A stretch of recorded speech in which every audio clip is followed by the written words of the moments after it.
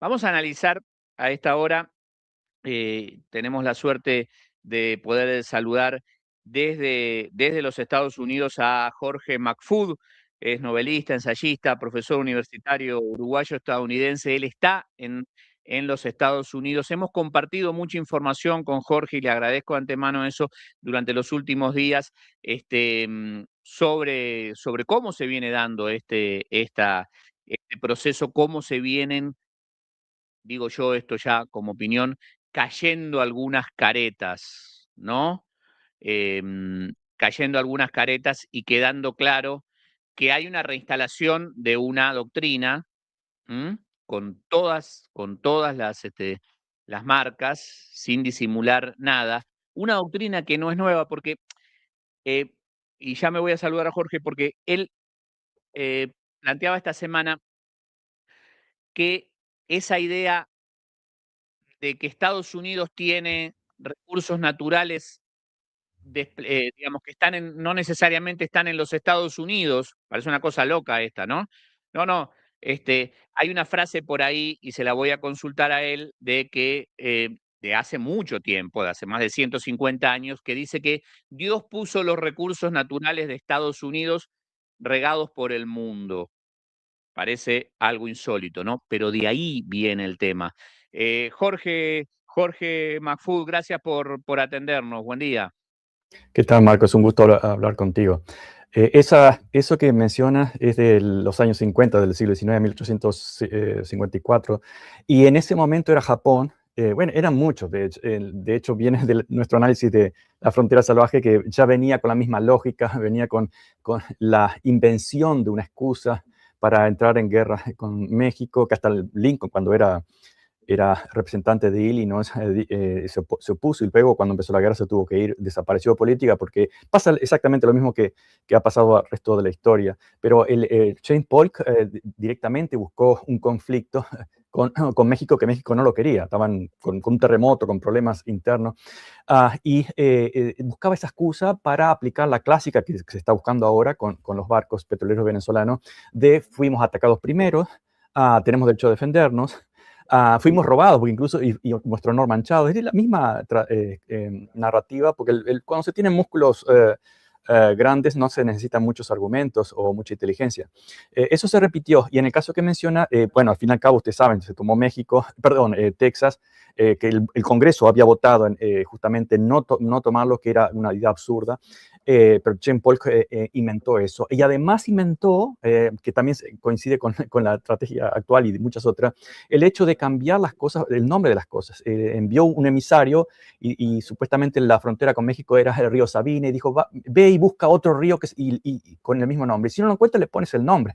Es así de simple. Es decir, la palabra es primero y es la que determina todo. Como ahora, por ejemplo, cambiar el fentanilo por armas de destrucción masiva. Es decir, cambia las palabras, cambia la realidad y tienes la excusa perfecta. En el caso de Japón, después de tomarse todo California, incluso, porque ese era el objetivo, casualidad apareció el oro en californiano unos días después de haber sido tomada. Es todo un patrón muy consistente, pero en el caso de Japón era uno de los grandes recursos de carbón. El carbón en esa época era el petróleo de la época. Luego y además se decía, no, es injusto que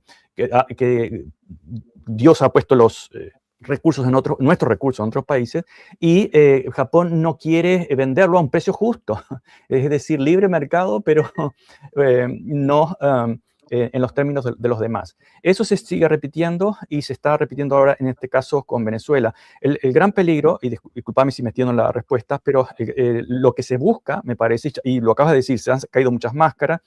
A Donald Trump se le han caído muchas máscaras, incluso en el tema racial, eso, pero ya no importa. Pero es parte del acostumbramiento y es parte de una vieja tradición.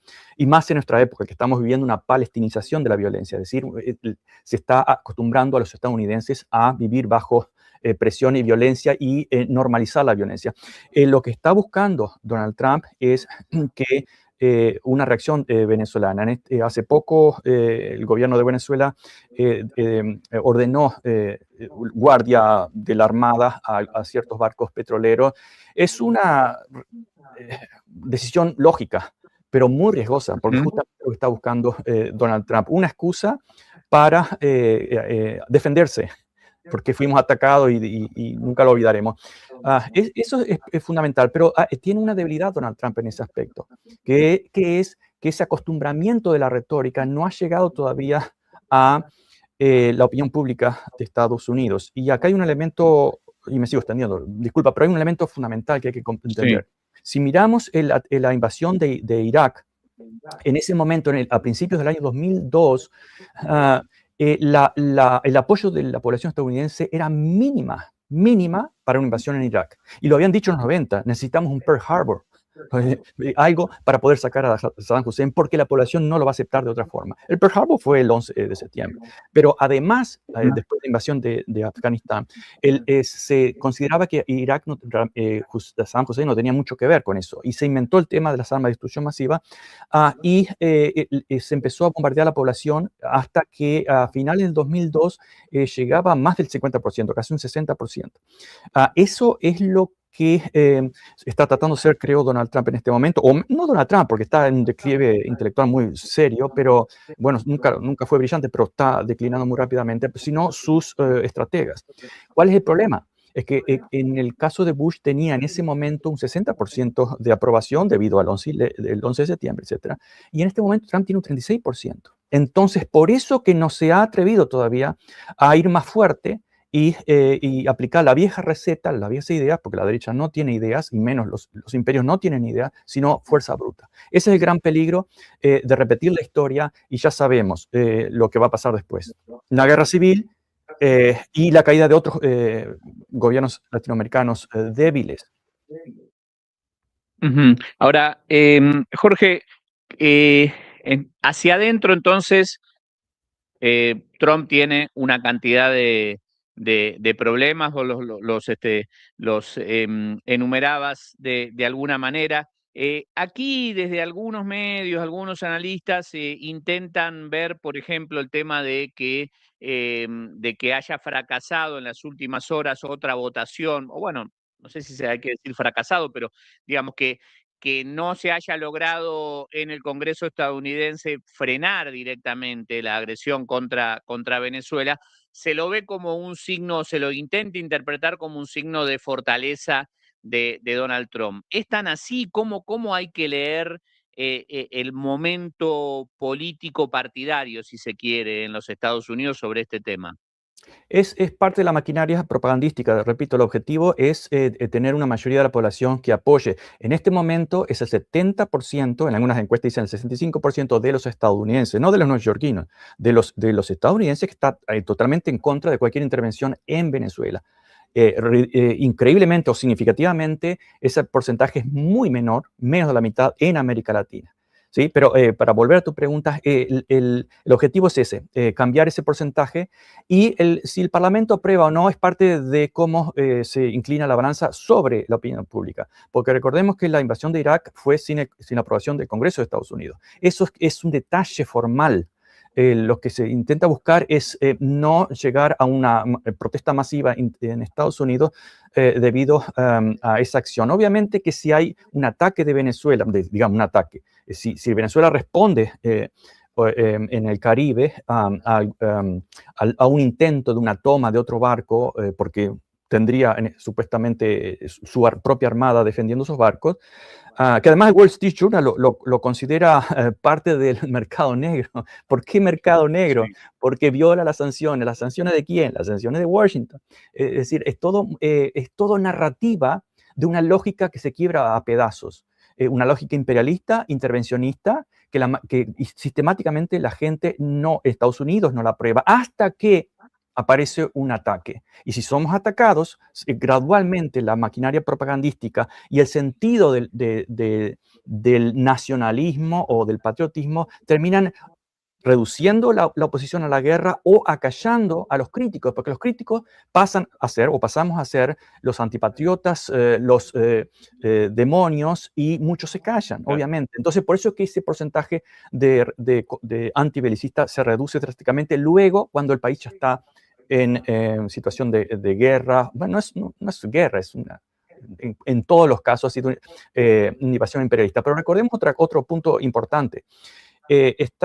Todos los imperios generalmente tienen éxito en una invasión, Pero luego, y si vemos todos los ejemplos durante siglos, luego se crean resistencias, milicias, lo que en América Latina o en España son las guerrillas, lo sabían los españoles incluso cuando la invasión de Napoleón, se crean guerrillas que van aprendiendo de la experiencia, se comienzan a organizar después de 1 año, 2 años. Eso es lo que podría pasar en Venezuela, es decir, una guerra civil o una resistencia sangrienta y un gobierno totalmente títere deslegitimado.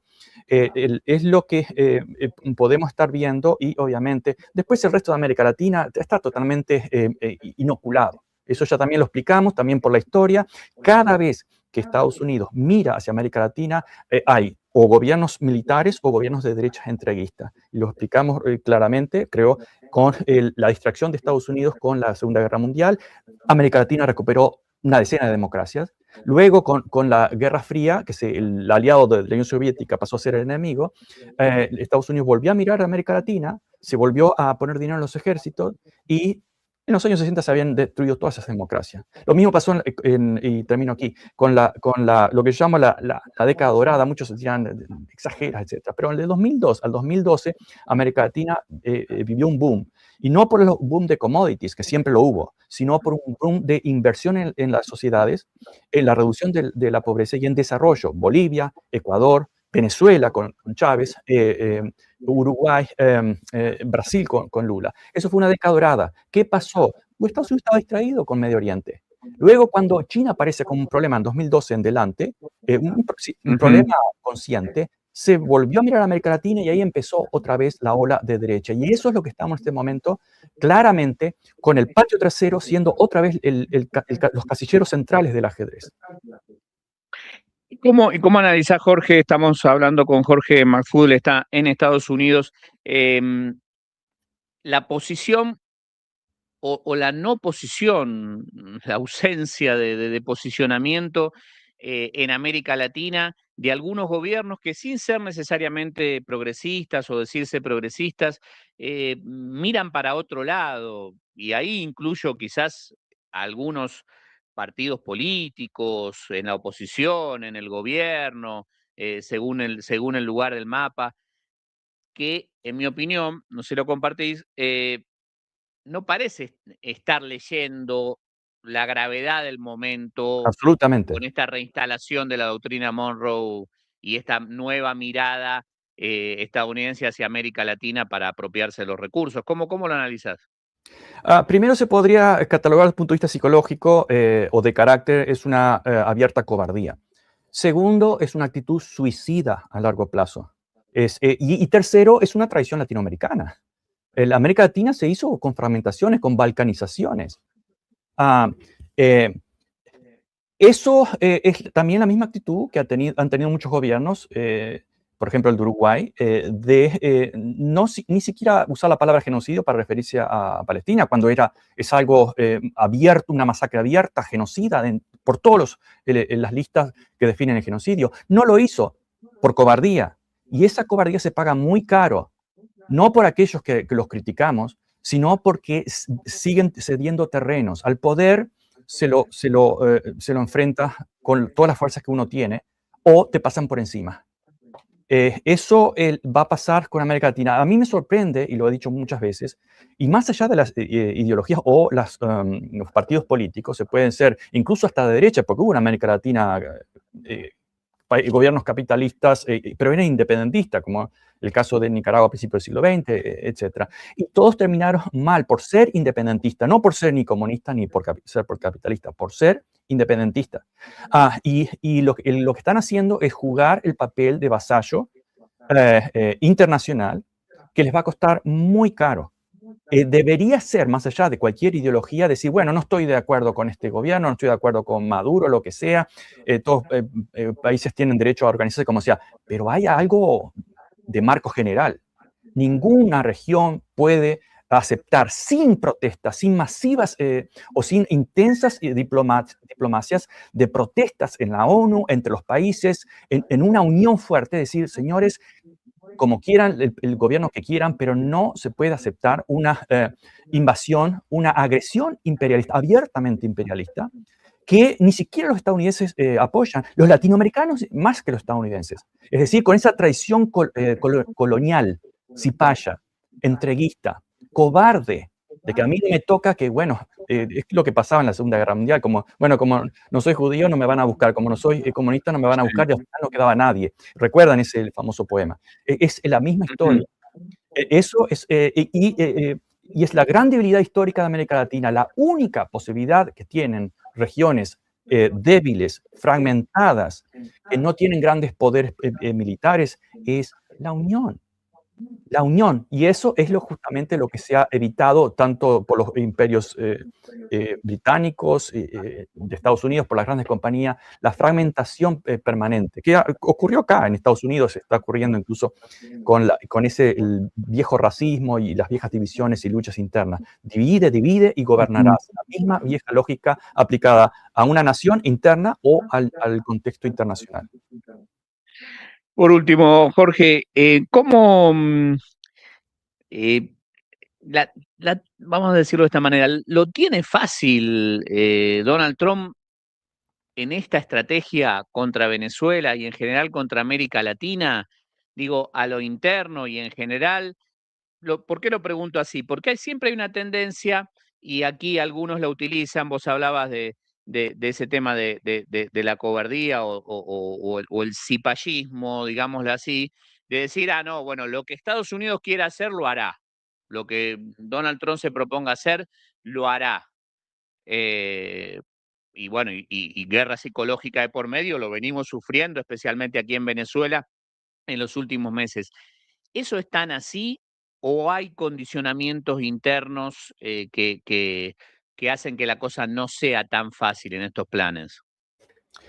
El mayor condicionamiento es interno, por el momento. Pero más allá de las discusiones políticas internas de Estados Unidos, el que gobierna es un bloque financiero que ya sabemos, que está por encima del presidente o de la Casa Blanca. Pero el gran problema no solamente de la desunión latinoamericana, es la falta de respuesta de otras potencias como China o Rusia cada vez que se agreden a otros países. China fácilmente, con más razones, podría hacer lo mismo con Taiwán en este momento y de hecho probablemente lo haga. Es decir, una vez que sí, Trump, que es capaz de cualquier cosa, decide atacar o invadir Venezuela, y recordemos, no hay invasión estadounidense por tierra que haya sido exitosa, han salido fracasadas en largo plazo, repito, en invasión es fácil, pero a largo plazo siempre han sido fracasos desde hace más de un siglo.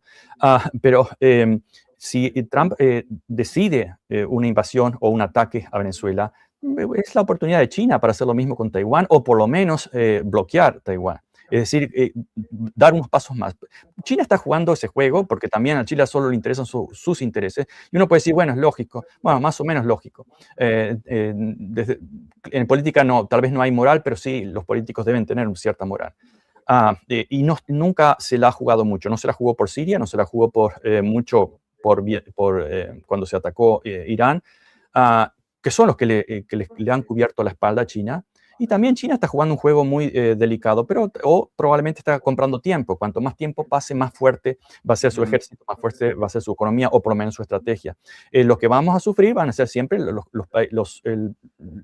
países del sur o el sur global, África, y en este momento ahora el foco está en América Latina y vamos a sufrir en muchos aspectos. Nuestros países van a sufrir. Y bueno, y acá en Estados Unidos van a seguir persiguiendo a aquellos que piensan diferente, porque esto ya se ha vuelto una dictadura. Todavía podemos hablar, sí, podemos hablar, pero también Corina Machado, que dice que era una prisionera en Venezuela, vivía haciendo conferencias como esta, que es muy fácil interceptarlas, pidiendo una intervención militar y una agresión a su propio país y a cambio de promesas de entregar el petróleo venezolano. Ese cipallismo criminal, ya no cobarde, criminal de los latinoamericanos, no todos obviamente, pero sí de una parte que explica esta situación. Bien, Jorge Manfud desde los Estados Unidos, muchas gracias por estos minutos con Mapa de Conflicto en laiguana.tv aquí en Caracas. Te mandamos un abrazo y seguramente estamos en contacto. Muchas gracias, Marcos, y hasta la próxima, si hay próxima. Ojalá. Gracias. Ahí estaba entonces Jorge McFood, en mi opinión, una de las personas que está pensando